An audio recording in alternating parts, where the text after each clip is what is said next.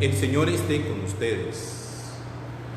Lectura del Santo Evangelio según San Mateo.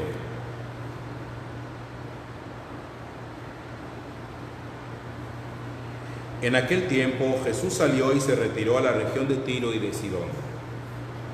Entonces una mujer cananea, saliendo de uno de aquellos lugares, se puso a gritar: «Ten compasión de mí, Señor, Hijo de David.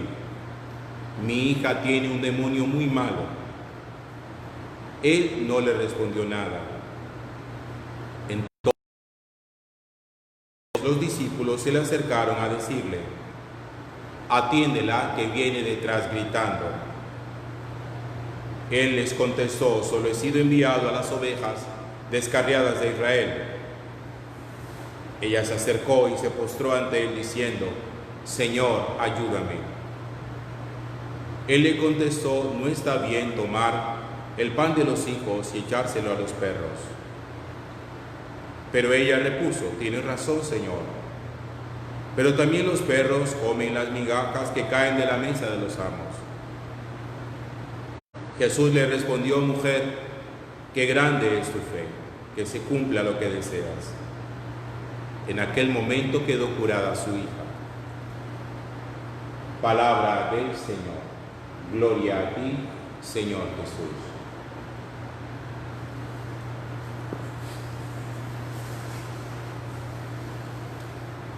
Es costumbre que una persona adinerada, antes de morir, haga un testamento estableciendo sus bienes, para quién van a quedar. Generalmente la familia biológica suele ser la que tiene la preeminencia, la prioridad para poder testar los bienes del difunto. Es decir, siempre se supone que son los hijos, los descendientes de primera línea, los que se benefician de las riquezas de la persona que ha fallecido. Pero de cuando en cuando descubre uno sorpresas con esos testamentos, y es que en algunas oportunidades las personas antes de morir han establecido que no va a ser su familia biológica la que va a beneficiarse de lo que él obtuvo con su trabajo, y decide dejar sus bienes bien sea a instituciones, a veces a las personas que fueron más leales a él, aquellos que durante su vida le manifestaron cariño, cuidado y afecto. Y la familia biológica queda como: ¿y aquí qué pasó? Y cuando va a darse uno cuenta, cuando va a mirar uno qué fue lo que ocurrió, pues resulta que la familia biológica, pensando que por ser familia biológica sus derechos eran inalienables, que nadie se los podía arrebatar, y que por derecho eso les pertenecía, descuidaron la relación con la persona, no estuvieron pendientes de la persona difunto que dejó sus bienes, no le quisieron, no le cuidaron, simplemente dijeron: pues nosotros somos sus herederos y cuando se muera nos lo va a dejar todo. Es que no es solamente los vínculos sanguíneos, no es solamente los vínculos biológicos lo que permite que una persona herede los bienes de una persona adinerada. Hay gente adinerada que decide dejar mucho de su fortuna, no a los que compartieron su sangre, sino a los que compartieron sus afectos, a quienes aprendieron a amarle.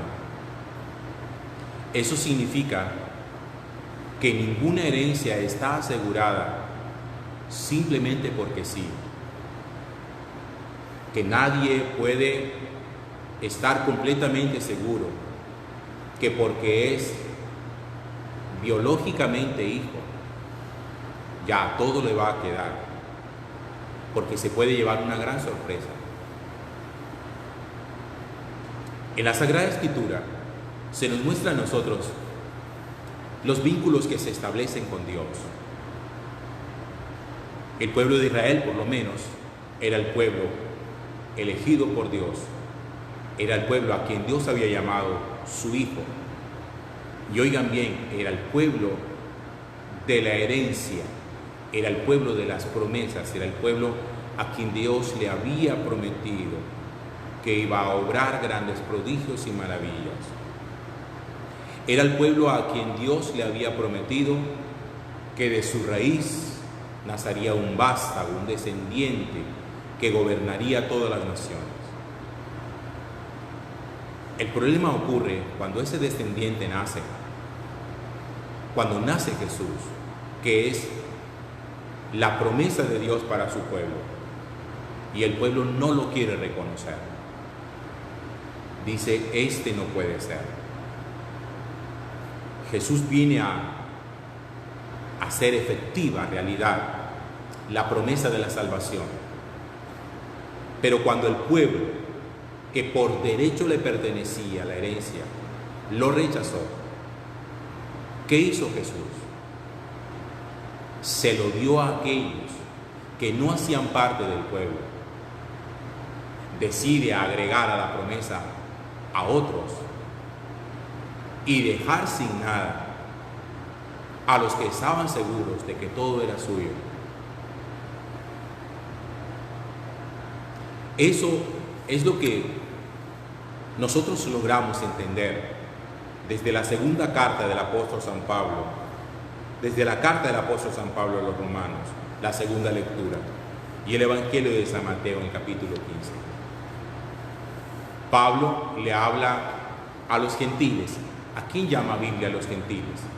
Llama gentiles a todas aquellas personas que no hacían parte del pueblo judío, que no profesaban la religión judía, que no eran el pueblo de la descendencia, que no eran el pueblo de Israel.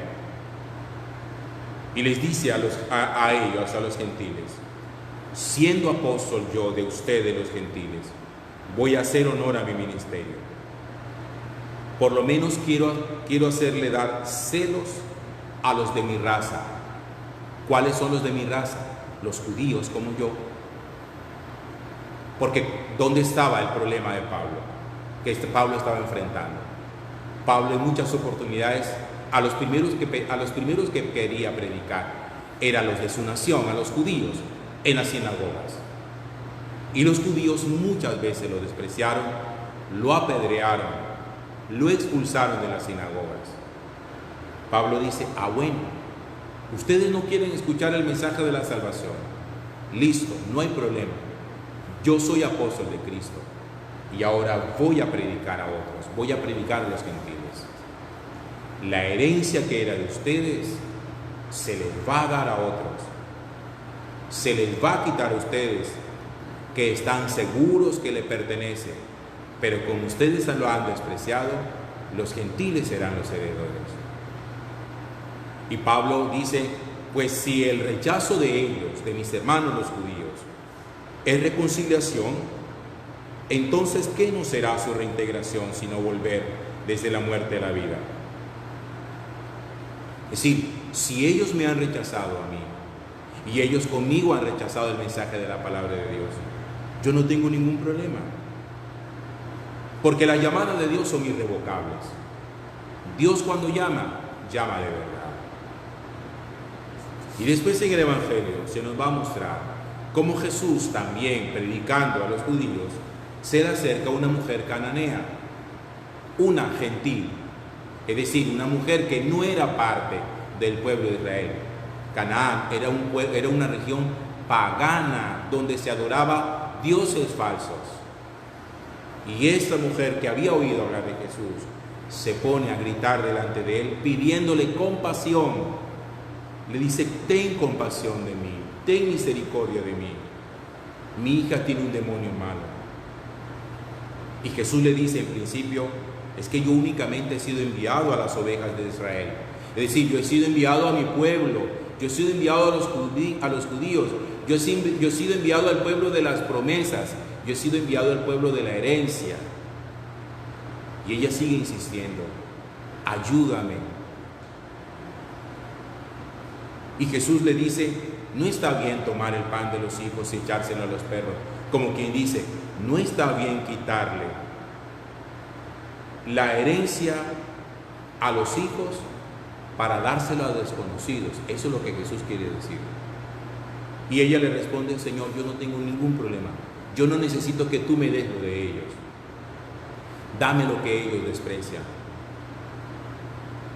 Porque así como los hijos tienen prioridad para la comida, sin embargo, acuérdate que cuando los niños comen de su plato, cogen de lo que tienen en el plato y al perrito, a la mascota, se la tiran.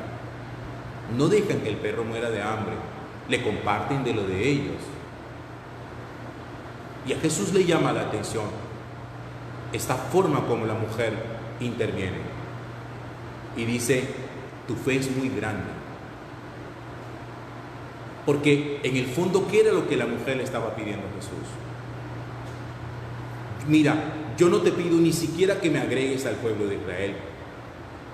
Yo no te pido que me hagas judía o que me consideres judía. No. Pero tú tienes que reconocer que hay gente de tu pueblo, que hay cosas tuyas que tú les dices, que le quieres ofrecer, que ellos no las quieren aceptar. Muchos de ellos no te aceptan como Mesías. Muchos de ellos te han separado, te han expulsado de la sinagoga. Señor, lo que ellos han despreciado, dámelo a mí. Yo acepto eso. Yo con eso me contento. Yo con eso me conformo. Y Jesús le dice: tu fe es muy grande, que se cumpla lo que tú deseas. Y creo que la gran enseñanza que esta mujer cananea nos deja a nosotros es que, sin ser nosotros del pueblo de Israel, porque no lo somos, sin ser nosotros del pueblo judío, porque no lo somos, sin ser nosotros del pueblo de la herencia, porque no lo somos, Dios ha querido un día hacernos sus herederos.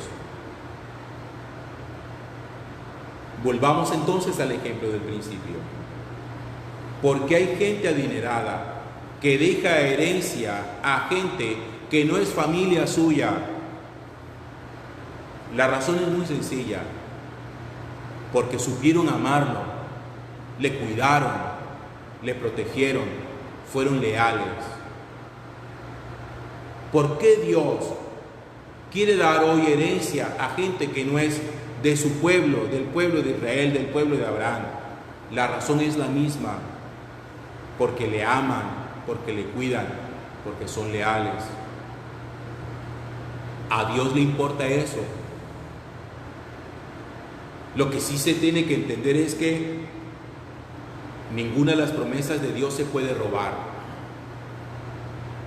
Nadie puede llegar como ladrón para obtener las promesas de Dios, porque las promesas de Dios no se hurtan. Usted quiere obtener las promesas de Dios. Usted ha escuchado muchas veces en predicaciones que Dios tiene una promesa, que Dios tiene una promesa, que Dios tiene una promesa, y que usted ha dicho amén, amén, amén, amén, amén. Usted quiere que esa promesa se cumpla de verdad. Usted quiere ser heredero de lo que Dios ha prometido, y que en principio se lo ha prometido a otros. Lo quiere para usted. Usted tiene que amarle, obedecerle y serle leal. Porque si usted se duerme en los laureles, si usted piensa que porque ya yo estoy bautizado, ya las promesas son mías, le puede pasar como a los hijos de gente adinerada, que cuando leen el testamento se dan cuenta que los dejaron sin nada y que se lo dieron a otros. Porque uno no puede simplemente presumir ni contentarse con decir: yo soy hijo de Dios y todo lo de Dios es mío. Porque lo único importante no es que Dios sea nuestro Padre. Lo importante es que nosotros actuemos como hijos. Eso es importante. Porque Dios puede ser nuestro Padre, y lo es en verdad, pero no todo el mundo actúa como hijo. Así como hay gente con dinero que tiene vínculos sanguíneos pero deciden no dejarle nada. Y estos pensando, cuando se muera mi papá, cuando se muera mi mamá, todo va a ser nuestro. Y quedan viendo nada. Porque hay ricos que prefieren dejar todo a instituciones caritativas. Hay gente que le ha heredado su fortuna a su mascota, a su perro. Porque los perros supieron estar más ahí al pie y cuidarlos más. Entonces no pueden andar presumiendo. Que Dios es nuestro Padre, que las promesas de Dios para mí. Pues sí, Dios puede ser nuestro papá, y de hecho es nuestro papá.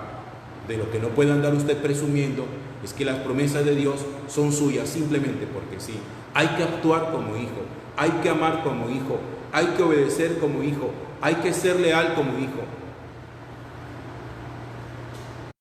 Recuerde que cuando alguien desprecia algo de sus padres, los padres terminan dándolo a otros. Voy a terminar con un ejemplo también muy sencillo.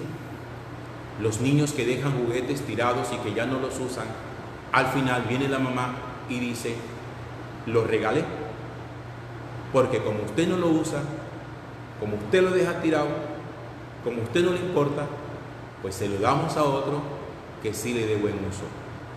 Así puede pasar con las cosas de Dios.